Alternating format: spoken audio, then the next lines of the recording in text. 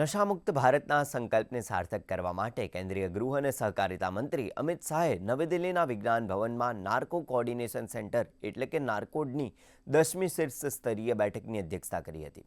આ બેઠકમાં સરકારે ડ્રગ્સ માફિયાઓ વિરુદ્ધ ઝીરો ટોલરન્સ નીતિ હેઠળ એક મોટો એક્શન પ્લાન દેશની સામે રાખ્યો છે। બેઠકમાં અલગ અલગ મંત્રાલયોના પ્રતિનિધિઓ અને રાજ્યના અધિકારીઓ સામેલ થયા હતા। આ તકે કેન્દ્રીય મંત્રી અમિત શાહે કહ્યું કે અમે નાર્કોટિક્સ વિરુદ્ધ લડાઈ માટે એક રોડમેપ તૈયાર કરી રહ્યા છીએ। વધુમાં તેમણે કહ્યું કે આ લડાઈ કોઈ એક વ્યક્તિ નહીં લડી શકે, એના માટે તમામ રાજ્યની સરકારે એકજૂટ થઈ કામ કરવું પડશે।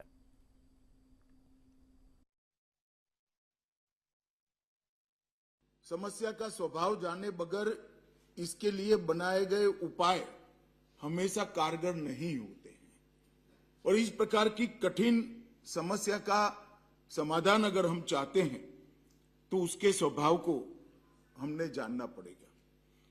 मादक पदार्थों की समस्या केवल कानून व्यवस्था और सार्वजनिक स्वास्थ्य का मुद्दा नहीं है।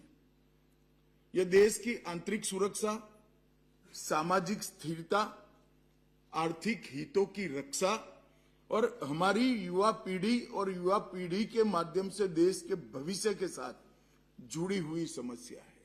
इसलिए हमारे पास इस पर विजय प्राप्त करने के अलावा और कोई रास्ता बचा ही नहीं है। एक ही रास्ता है कि समस्या पर संपूर्ण विजय प्राप्त करना, ये भारत के सभी राज्यों का एक सामूहिक लक्ष्य होना चाहिए।